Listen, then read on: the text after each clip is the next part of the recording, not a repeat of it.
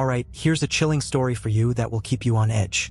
Imagine a quiet, lonely highway, a dark stretch of road with only the occasional flicker of headlights in the distance. I was hauling freight up from Texas, dead of night, the kind of stretch where truckers like me start nodding off behind the wheel if we're not careful. Miles of nothing, no gas stations, no lights, not even any towns to remind you there's still some kind of life out there. Just you, the road, and whatever might be lurking out there in the dark. I'd been at it for nearly 8 hours straight, and the caffeine high from my last truck stop coffee was starting to wear off. That's when I saw it, the faint glow of headlights way back in my rearview mirror. I figured it was another trucker until it kept its distance, matching my speed but never quite catching up. Weird thing was, even with all the curves and bends, I never saw that car get closer or farther. Just a constant glow hanging in the distance, following me at just the right distance to stay out of reach. After a while, my curiosity got the best of me. I turned the lights down on the dashboard, leaned over a bit, trying to get a better look. That's when I realized it wasn't headlights. It wasn't even a car. The lights, they looked like two eyes. I blinked hard, rubbed my face, chalked it up to sleep deprivation. But as the miles rolled on, those twin lights stayed with me, and something in my gut started to twist, every nerve telling me to ignore it. When I stole another glance, I saw something that made my heart stop. There was a figure, something dark and long-limbed, crouching on the road directly behind my truck, keeping pace as if it was gliding, not running. I felt a chill settle over me. This was no sleep-deprived hallucination. Whatever it was real, and it was watching me. I pushed down on the gas, but the figure only kept up, gliding faster with impossible ease. My truck started to shake as I forced it faster, the engine groaning with the strain. That's when the thing moved closer, the light or its eyes intensifying. It got so close that I swear I saw its mouth. Just a black hole stretching too wide, teeth sharp and jagged. The worst part was its expression, a kind of twisted, mocking grin, as if it was daring me to go faster, taunting me, playing with me. I flipped the radio on, desperate for some human voice, anything to remind me I wasn't alone, but all I got was static. Even the emergency channel was dead quiet. I was completely isolated, with nothing but that thing following me in the dark. Finally, I saw an exit sign coming up, a small town a few miles off. I didn't hesitate. I took the turn, barreling down the ramp as fast as I could, hoping the lights of the town would be enough to scare it off. I glanced back, and for the first time it wasn't there. I don't remember the name of the town, only that it was small, barely more than a few streets with a single gas station. I pulled in, breathing like I'd just run a marathon, watching the darkness beyond the station for any sign of movement. Nothing.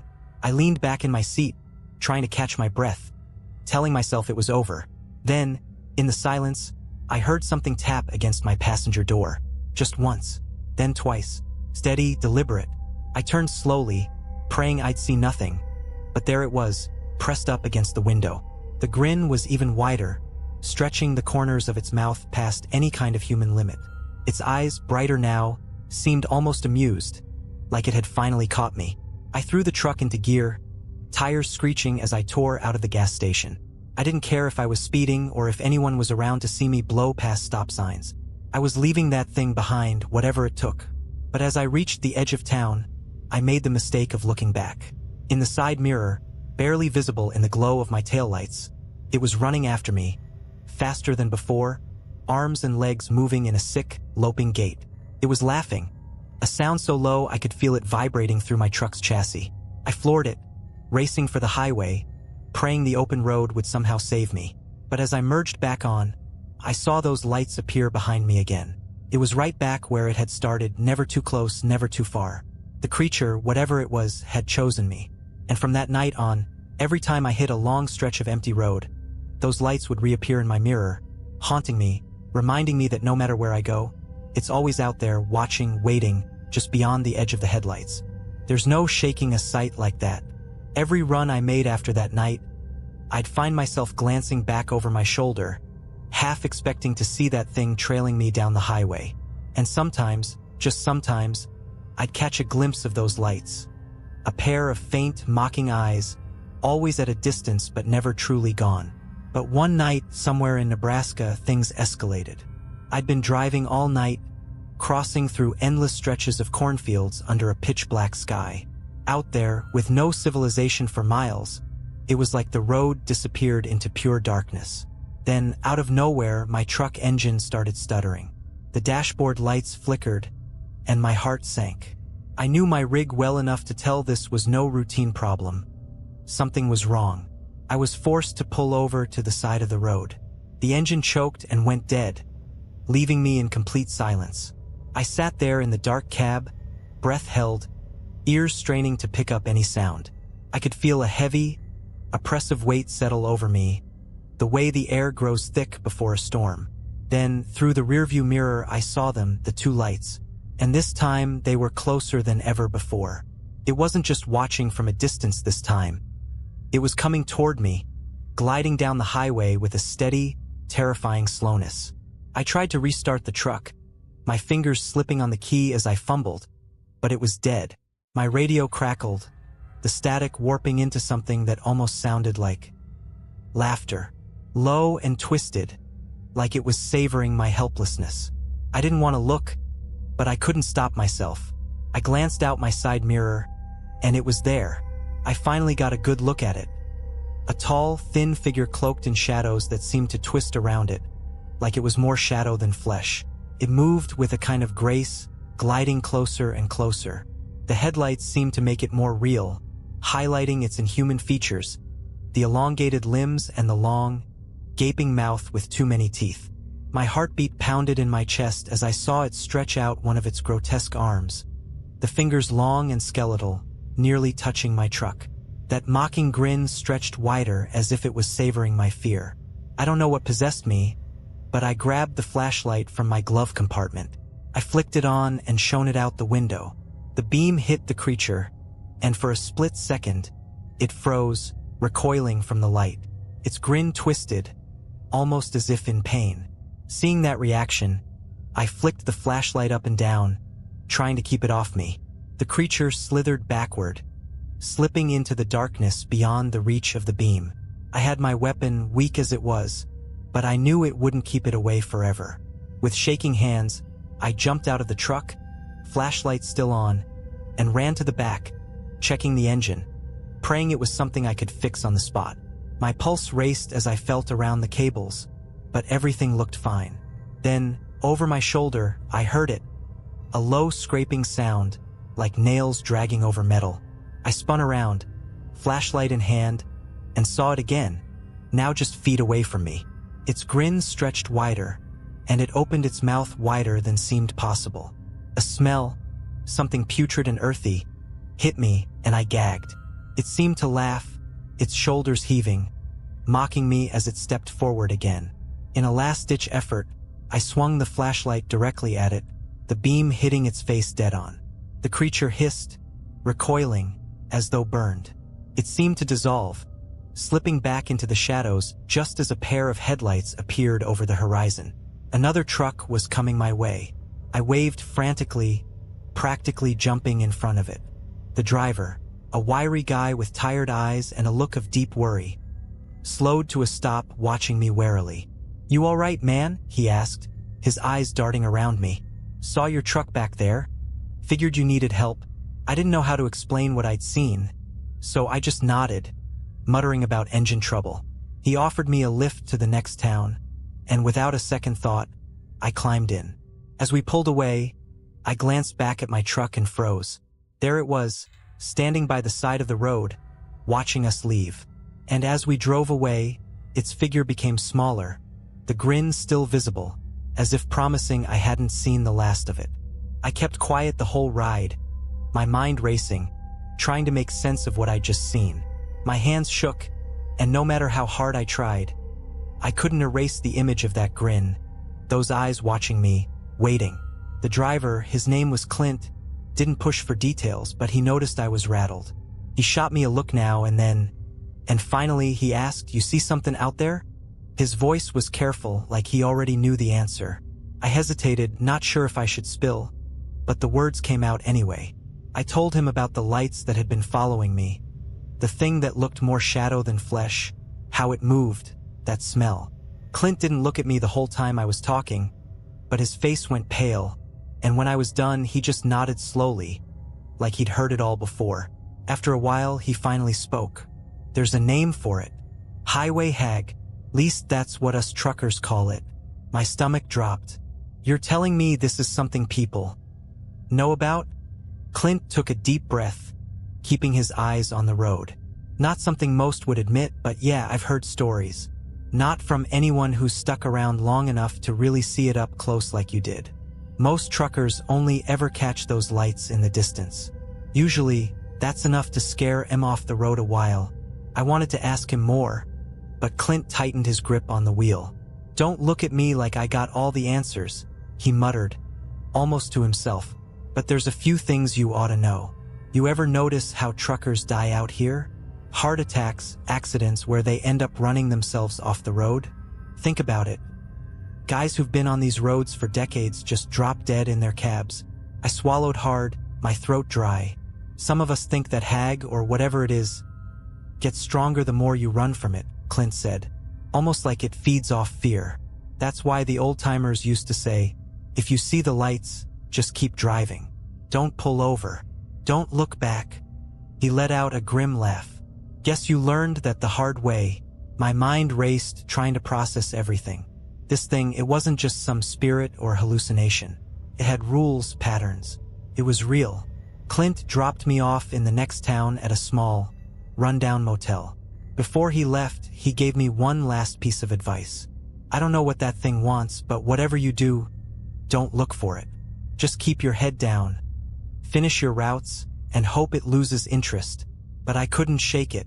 The motel room felt like a cage, every shadow stretching and flickering in ways that made me jump. I barely slept, and when I finally did, I had nightmares, visions of those headlights, of something waiting just outside my door, grinning, patient. The next morning, I caught a ride back to my rig. I almost expected to find it trashed or even empty, like whatever was hunting me had claimed it as its own. But it was untouched. I did a quick check of the engine and everything seemed fine, like the breakdown the night before had never even happened.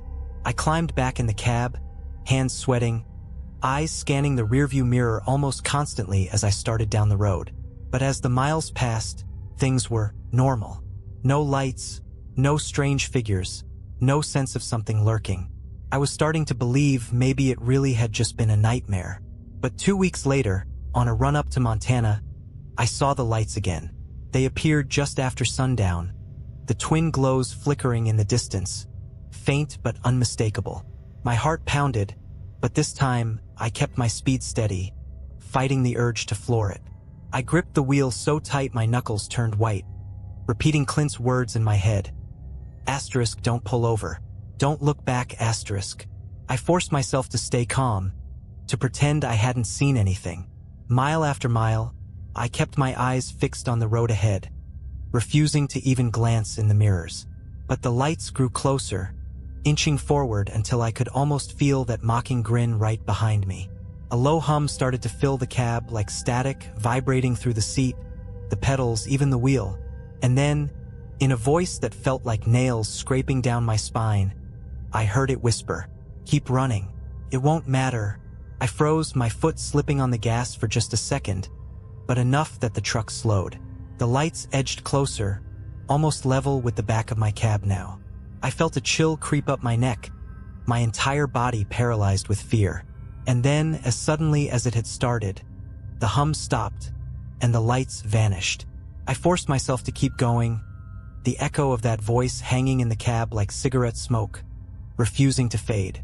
That night, I made it to my destination, but I couldn't shake the feeling that this was only the beginning. Whatever the highway hag was, it wasn't just some ghostly figure on the side of the road. It was something older, darker, something that had chosen me.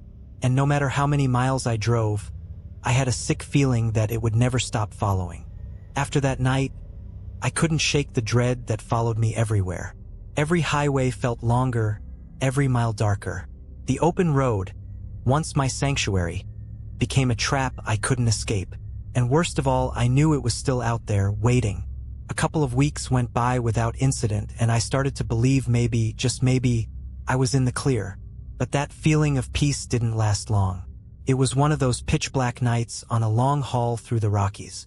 I was winding up a mountain pass, sharp cliffs dropping off on one side, sheer rock walls on the other.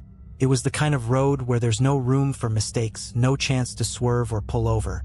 Just you, the road, and the drop below. That's when I saw the lights again.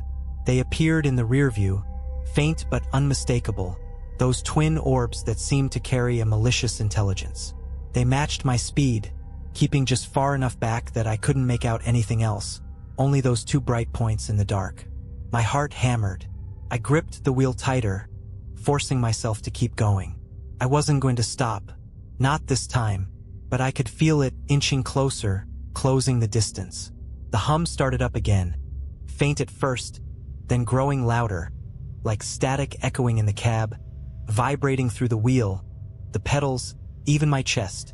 And then I felt it, a hand, a cold skeletal hand, brushing across the back of my neck. I jerked, nearly sending the truck off the edge.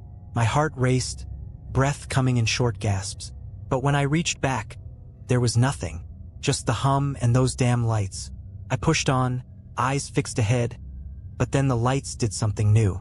They split, each one moving out to the sides of the road, almost as if something was stretching out, growing wider, wrapping around me. A deep, guttural voice, like gravel scraping against bone, echoed in the cab. "Why do you run?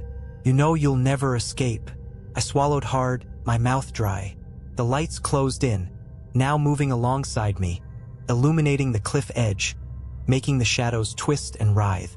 They started to drift closer, pressing against the sides of the truck, until I could see them almost touching the windows, inches away from my face.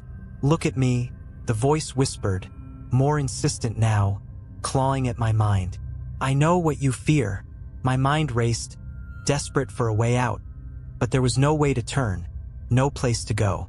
The hum intensified, becoming a cacophony of whispers and growls, all of them taunting, mocking. "Look at me." My pulse pounded in my ears, drowning out the voice, the hum, even the roar of the engine. I wasn't going to let it control me. I gripped the wheel, teeth clenched, refusing to give in. And then something changed. The truck jolted, and I heard a horrible scraping sound, a tearing, like metal being twisted, pulled apart. My rearview mirror shattered, glass raining down across the dashboard. In my side mirror, I saw the lights flicker, momentarily dimming. Whatever it was struggling to keep up. I didn't know what had happened, but I floored it, praying my truck had enough power to make it up the rest of the mountain. The engine roared, tires squealing as I pushed the rig harder than I ever had, feeling the entire truck strain with the effort. As I climbed higher, the lights fell further and further behind. The hum died down, replaced by a strange, guttural growl, something that sounded almost angry. I risked one last glance in the mirror, and there, at the edge of my taillights, I saw it. An outline, tall, thin, arms stretching out like it was trying to pull itself forward. Its grin had faded, replaced with a look of pure malice. With one last roar, I made it to the summit and raced down the other side of the mountain. The lights faded completely, swallowed by the darkness behind me. I didn't stop until I reached a truck stop on the edge of town, my hands still shaking as I cut the engine. I stumbled out, taking in deep, gasping breaths, the cold air burning my lungs. I stood there, alone in the silence, trying to make sense of what I'd just been through. The next few nights, I stayed off the road, too rattled to drive. But I knew, deep down, that it wasn't over. Whatever that thing was, it wasn't going to give up. It was still out there, waiting for me to get back behind the wheel. And someday I know it'll catch up. Weeks went by, and though I tried to convince myself it was over, that I'd left whatever was hunting me somewhere on that mountain road, I knew deep down it was still out there, lurking just beyond the glow of my headlights. Every time I got behind the wheel, that familiar dread crept up my spine, a constant, nagging fear that any moment I'd see those lights again. And then it happened. It was just after midnight on a run through Nevada. I'd been pushing myself, trying to get a few extra miles in before sunrise, when the radio crackled to life. Static at first, faint and distant, then a familiar low hum that made my blood turn to ice.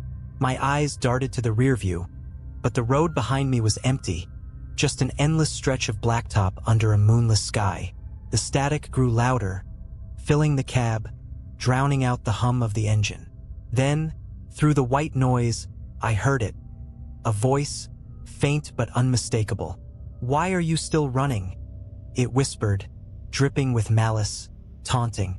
I slammed the radio off, heart pounding, but the voice persisted, echoing in the back of my mind.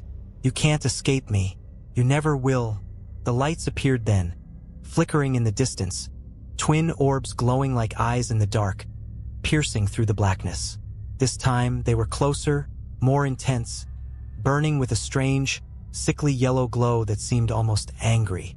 My instinct was to speed up, to put as much distance between myself and those lights as possible. But I remembered Clint's words, his warning not to run.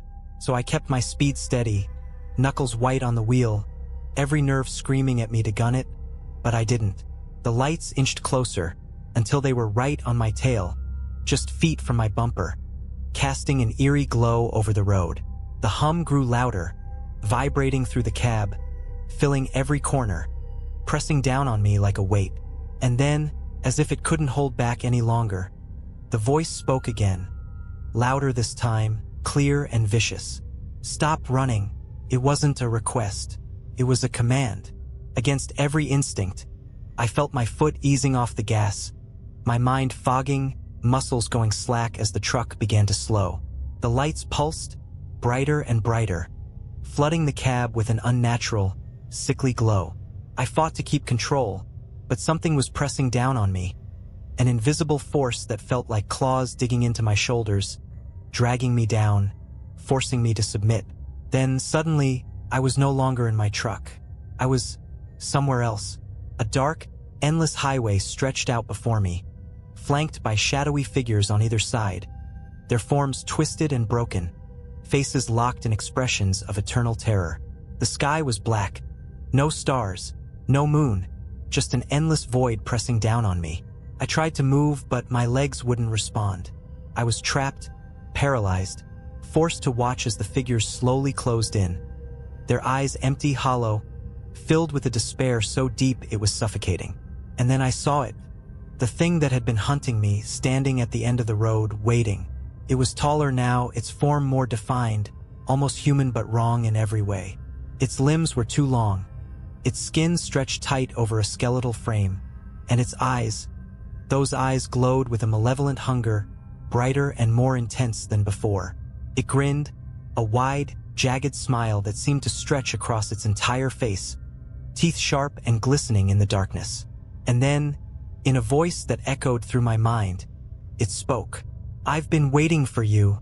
The figures around me reached out, skeletal hands grasping, pulling, dragging me forward, closer to that twisted, grinning face. I struggled, fighting against their grip, but it was useless. I could feel myself slipping, my strength draining, the darkness closing in. And just as I was about to give in, a light appeared in the distance. Faint, barely a flicker, but enough to catch the creature's attention. Its grin faltered, its eyes narrowing as it turned to look. The figures released their hold, recoiling as the light grew brighter, filling the darkness with a warm, golden glow. I felt a surge of strength, just enough to break free, to wrench myself back from the brink. And then, with a sudden jolt, I was back in my truck, hands on the wheel, the hum fading, the lights gone. I sat there, gasping, drenched in sweat, my hands trembling. The road was empty, the night silent, but I knew it wasn't over. The highway hag was still out there, somewhere, waiting for its next chance. But as I drove away, one thought kept me going. A strange, fleeting hope that whatever that light was, it might be enough to keep the darkness at bay. For now. That night, I made it to my drop-off and back to a rest area without any more signs of the hag. But I knew better than to feel relieved. Even as I parked and tried to sleep in my cab, the terror of that dark highway stayed with me. The next few runs were mercifully quiet. No hum, no whispers, no flicker of those haunting lights. But the calm only made me feel worse, like it was luring me into a false sense of security, waiting for just the right moment to strike again. Every time I closed my eyes, I saw that grin, those eyes, and that twisted, skeletal frame hovering just behind me in the rear view. One night, I stopped at a diner just off the highway. It was a worn-down, greasy spoon kind of place, the type only truckers and locals ever bothered with. The waitress, a woman in her 60s with a cigarette hanging from her lips, looked me over as I ordered coffee, her eyes narrowing like she'd seen my type before. "You look like you've seen a ghost, Han," she said, pouring my coffee with one hand while she held her smoke in the other. I chuckled, but it came out hollow. "Something like that." She gave me a long look, then nodded toward a booth in the back, where an older trucker sat alone, nursing his own cup of coffee. "Talk to Dave. He's been around longer than any of us. Heard a thing or two about these roads." Normally, I'd have just waved her off, but something about the way she said it made me pause. I took my coffee, walked over, and slid into the booth across from the man. He looked up, eyes tired but sharp, sizing me up.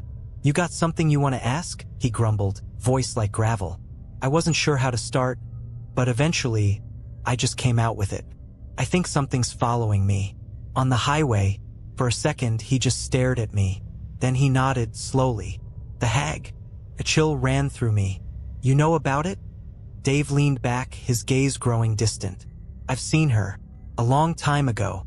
Most truckers think it's just a myth, a story to keep rookies alert on the road. But some of us know better." He took a long sip of coffee. "She's not like other things. She picks you. And once she's got her sights on you, she don't let go." "What does she want?" I asked, my voice barely more than a whisper. Dave's eyes darkened. "Fear. Pain. She feeds off it, gets stronger with it. That's why you see her on those lonely stretches, where there's no one else around. She waits until you're alone, vulnerable. Then she comes creeping in." He leaned in, his voice dropping to a near whisper. "You ever hear the stories about truckers going missing? Guys who just vanish on the road. No trace, no wreck, nothing." I nodded slowly, feeling a knot form in my stomach. "That's her work," he said, voice grim. "She takes M. Feeds off M till there's nothing left, then moves on to the next poor soul. And once she's had a taste of you, she'll keep coming back, over and over, until..." He trailed off, shaking his head. "So, what am I supposed to do?" I asked, desperation creeping into my voice. "How do I get rid of her?" He looked at me, sympathy in his eyes. You can't get rid of her. All you can do is hold her off, make her lose interest. Don't give her what she wants. Don't give her fear." Easier said than done. Every instinct I had was telling me to run, to hide, to do anything but face that thing again. But I nodded, trying to convince myself I could handle it. "Another thing," Dave said, his voice turning serious. "She's got her tricks. Illusions, sounds, lights. Don't trust anything strange you see or hear out there. If you see her, don't look directly at her. And no matter what you hear, don't stop." I left the diner that night feeling like I'd been handed a death sentence. But Dave's words stuck with me. Don't give her what she wants. I clung to that thought like a lifeline, repeating it to myself over and over as I climbed back into my rig and hit the road again. The next night, I was driving through the desert, nothing but sand and scrub stretching out in every direction. The air so still and quiet it was like the world had stopped. I felt a prickling on the back of my neck, that sixth sense telling me something was coming. And then, in the distance, I saw them, those two pale lights, flickering just at the edge of my sight. My heart pounded, every nerve screaming at me to look, to turn and see if it was her. But I forced myself to keep my eyes forward, my grip on the wheel steady, my speed constant. The lights grew brighter, closer, until they were hovering right at the edge of my mirrors, taunting me. I could feel her presence, like a weight pressing down on my shoulders, her gaze burning into me. A faint hum filled the cab, and then, clear as day, I heard my mother's voice. "Help me," she whispered, her voice trembling, laced with fear. "Please, help me." My chest tightened, memories flooding back. Memories of her last days in the hospital, her frail voice calling out for me, the guilt of not being there when she passed. I gritted my teeth, fighting the urge to turn around, to see if it was really her. "Please," she begged, her voice breaking. "I'm so scared." The pain was unbearable, a knife twisting in my gut. But then I remembered Dave's words. "Don't trust anything strange you see or hear out there." I closed my eyes, taking a deep breath, letting the voice wash over me without giving in. Slowly, the voice faded, replaced by a low, frustrated growl, like a wounded animal retreating. The lights dimmed, pulling back, fading into the darkness. For the first time, I felt a flicker of hope. I had resisted her, denied her the fear she craved, but I knew it wouldn't be the last time. She'd be back, stronger, more cunning, waiting for that one moment of weakness. As I drove on, I glanced in the rearview mirror, half expecting to see her standing there, her twisted grin mocking me. But there was only the empty road, stretching out into the night. The highway hag hadn't won. Not yet. But deep down, I knew this was just the beginning. The days blurred together after that night, but I could feel something in me fraying, like a piece of thread winding tighter and tighter, ready to snap. Even when I wasn't on the road, I was haunted by the memory of her voice, that terrible, helpless cry from the darkness. It was so real, like she was still out there somewhere, suffering, waiting for me to come to her. And the hag knew it. She was using my memories, digging into my mind, unearthing everything I'd buried long ago just to keep myself sane. Every time I got back behind the wheel, I knew it was only a matter of time before she'd come for me again. 2 weeks later, in the middle of a long stretch of highway in Wyoming, I finally lost my resolve. I was crossing through a valley, the mountains looming in the distance, when the truck's lights began to flicker. I gripped the wheel, my pulse spiking, dread creeping into my gut. I told myself it was just the truck, a power issue maybe, or a short in the wiring. But then the lights went out completely, plunging me into darkness. For a split second, I was floating in silence, in total, absolute blackness. And then the lights flicked back on, revealing her in the middle of the road. I slammed on the brakes, the truck screeching as it ground to a halt. She was standing there, right in my headlights, her body twisted and stretched, limbs too long, skin pulled tight over jagged bones. Her face was pale, her eyes wide, unblinking, staring directly into me. And that grin, that awful, soul-crushing grin, stretched across her face. She took a step forward, her movements slow, deliberate, as if savoring every second of my terror. I was paralyzed, hands locked on the wheel, breath caught in my throat. I knew I should look away, keep driving, anything but look at her, but it was like she had rooted me to the spot, pulling me deeper into her gaze. Then she raised a hand, a bony, clawed finger, and pointed to the passenger door. I don't know why I did it, but something in me moved on its own. I reached over, my hand trembling as I unlocked the door. The handle turned with a sickening creak, and the door swung open, inviting her inside. She didn't climb in, though. Instead, she stood there, her mouth opening wider and wider, an impossible blackness filling the space where her throat should be. And from that darkness, I heard voices, dozens, maybe hundreds of voices, all of them pleading, crying, begging for release. Familiar voices, people I'd known, faces I'd buried deep in my memory, all calling out to me, accusing me, blaming me. I heard my father, my best friend from high school, even an old girlfriend I'd never properly said goodbye to. And through it all, weaving between the cries, was my mother's voice, soft, desperate. "Help me," she whispered. "Please, don't leave me here." Something inside me snapped. I leaned forward, hands shaking, staring into that black void, feeling the pull, that endless chasm of darkness, beckoning me. Promised peace, escape, freedom from the fear that had taken over my life.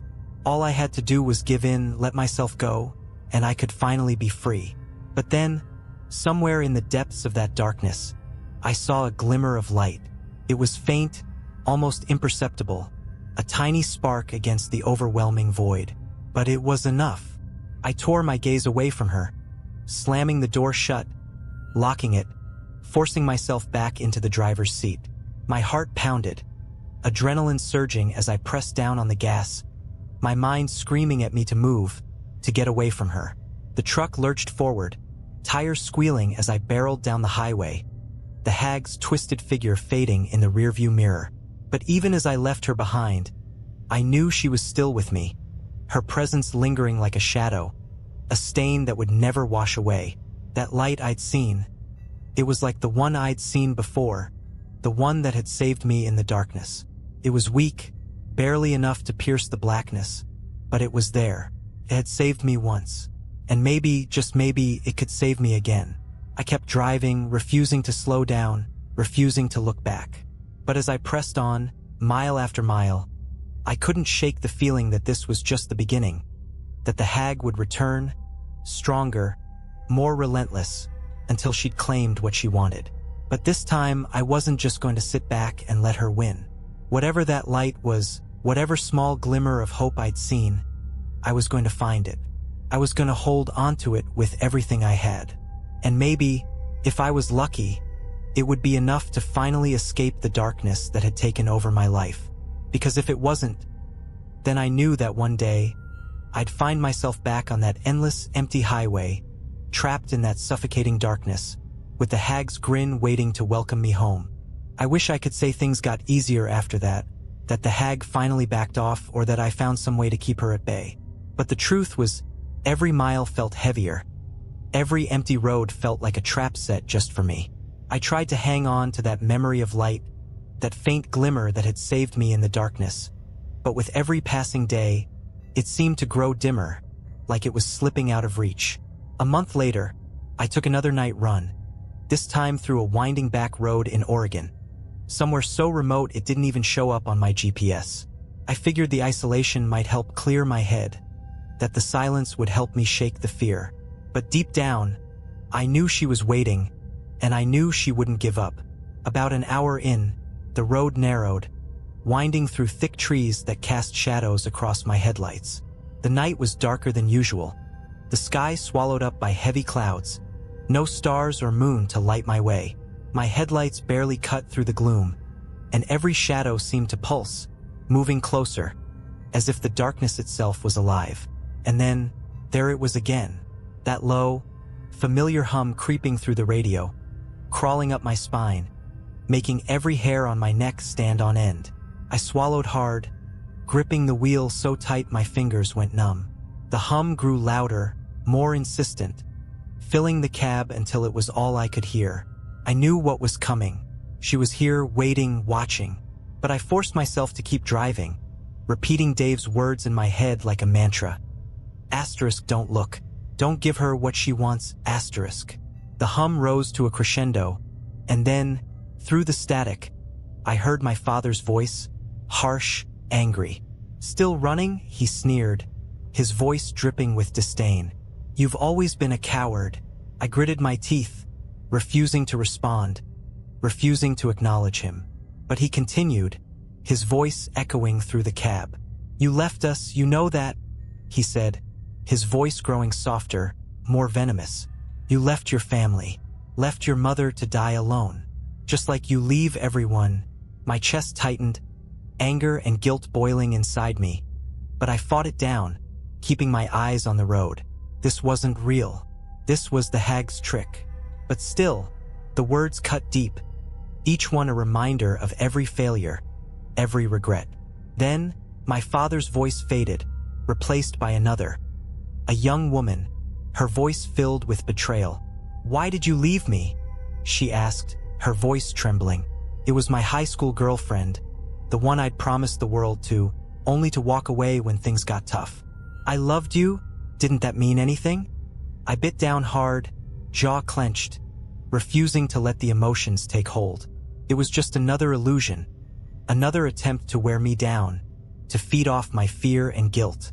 But the voices kept coming, one after another, each one dredging up memories I'd buried long ago. My best friend from college, the one who'd been there through everything, his voice filled with disappointment. You left us, man, just packed up and left. You never even said goodbye. My mother's voice, so soft and broken it made my heart twist. I needed you, honey. I needed you, and you weren't there. They came faster, piling up, overlapping until I couldn't tell one voice from another. A cacophony of pain and accusation that filled the cab, drowning out my thoughts, pressing down on me until I could barely breathe.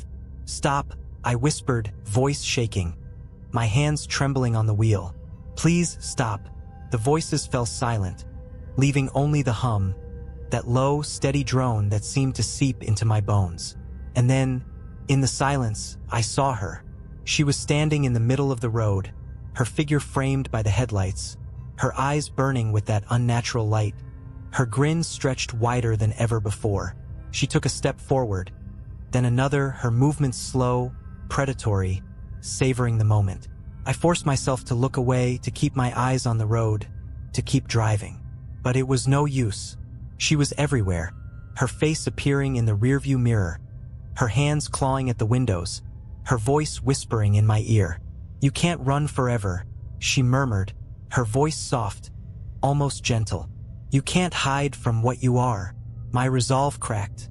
For a split second, I glanced in the mirror, my gaze meeting hers, and in that instant, I felt something cold and dark wrap around my mind, pulling me down, deeper into the darkness.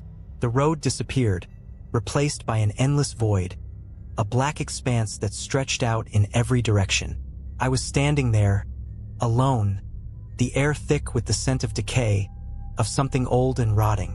And then I saw them, the shadows, the twisted, broken figures of the people I'd lost, the ones I'd failed.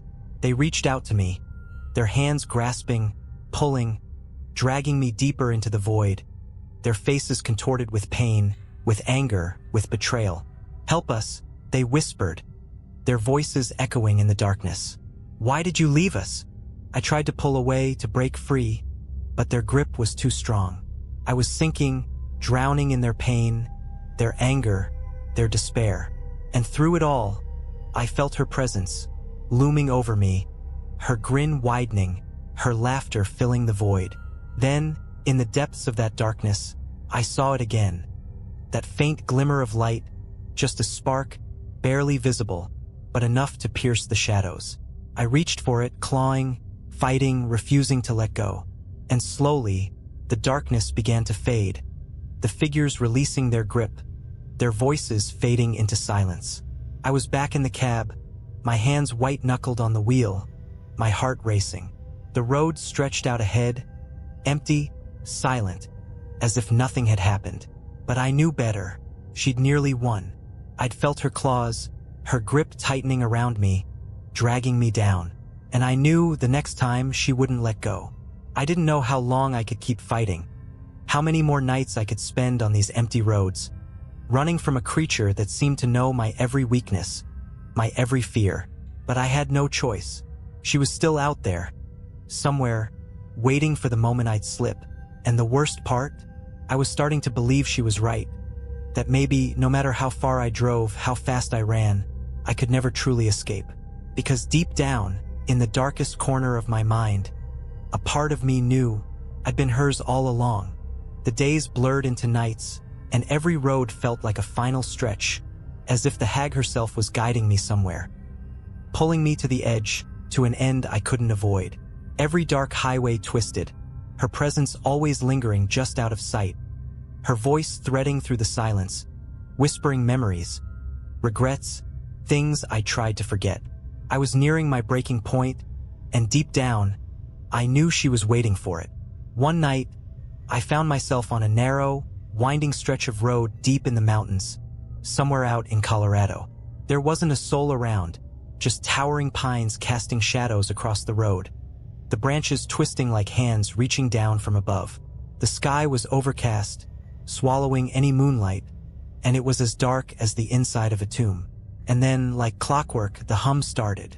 It crept through the speakers, low and constant, growing louder until I could feel it vibrating through the steering wheel, through my bones, filling every corner of the cab. My heartbeat quickened, and I forced myself to keep driving, to focus on the road. But then the lights appeared, those same eerie twin orbs, glowing in the darkness just behind me. This time, they didn't keep their distance. They surged forward, closing in until they were almost level with my windows, casting an unnatural light over the inside of the cab. I could feel the heat of it, a burning, oppressive presence pressing down on me, making it hard to breathe. And then, I heard her voice, clear and sharp, slicing through the hum. "You can't run anymore," she whispered, her tone dripping with malice, yet laced with something almost tender. "It's time to come home." A cold shiver ran down my spine, and before I knew it, my foot was easing off the gas. It was as if she had taken control, guiding my movements, pulling me closer to her. The truck slowed, coasting along the empty road, and I felt myself slipping, my grip on reality loosening. But then I saw it.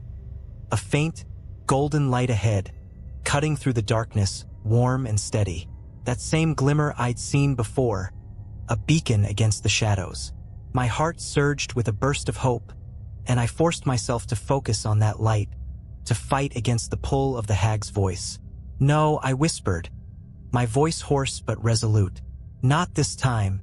I pressed down on the gas, my eyes locked on the light ahead, refusing to look in the mirrors, refusing to give in to her voice.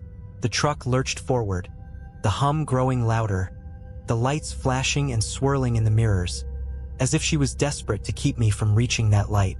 "You're mine," she shrieked, her voice warping into a furious growl, a sound that was barely human. I felt a wave of fear wash over me, stronger than anything I'd felt before, but I clung to the light, pushing forward, ignoring the pain, the voices, the memories clawing at my mind. The light grew brighter, filling the road, washing over the cab like a wave of warmth, and for the first time in what felt like forever, I felt the fear start to slip away. The weight lifted, the hum faded, and the lights in the mirrors dimmed, retreating into the shadows.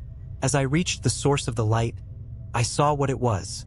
A small, weathered chapel nestled between the trees, its stained glass windows glowing with a soft, golden light. It was old, almost ancient, the kind of place that seemed forgotten by time, but it radiated a sense of peace, a calm that seeped into my bones, grounding me, steadying my mind. I pulled the truck to a stop in front of the chapel, and for the first time in months, I felt safe. The silence was complete, the air still, and I knew, somehow, I had found a sanctuary, a place where the hag couldn't reach me. I climbed out of the truck, my legs weak, my body heavy with exhaustion, and approached the chapel doors. They opened with a soft creak, and inside, the space was small and simple. A single row of wooden pews facing an altar lit by candles. The light was warm, inviting, and as I stepped inside, I felt something in me ease, the fear and tension melting away. I sat down on one of the pews, my head in my hands, letting the silence wash over me. For the first time in so long, I felt free, unburdened, as if I'd left the darkness behind. The hag's voice, her presence, her claws, they were gone, left outside in the night.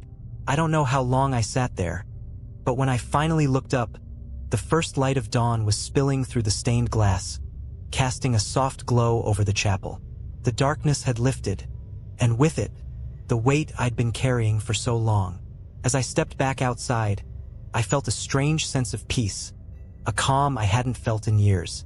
The road stretched out before me, bathed in the morning light, and I knew that, somehow, I'd been given a second chance. The hag was gone. I don't know if she was banished, or if she'd just given up, but I knew she wouldn't be coming back. The fear, the darkness, they had no power here, not anymore. I climbed back into my truck, took one last look at the chapel, and started the engine. The road stretched out before me, endless and open, filled with light. And as I drove away, leaving the darkness behind, I knew that I'd finally escaped. For now, anyway.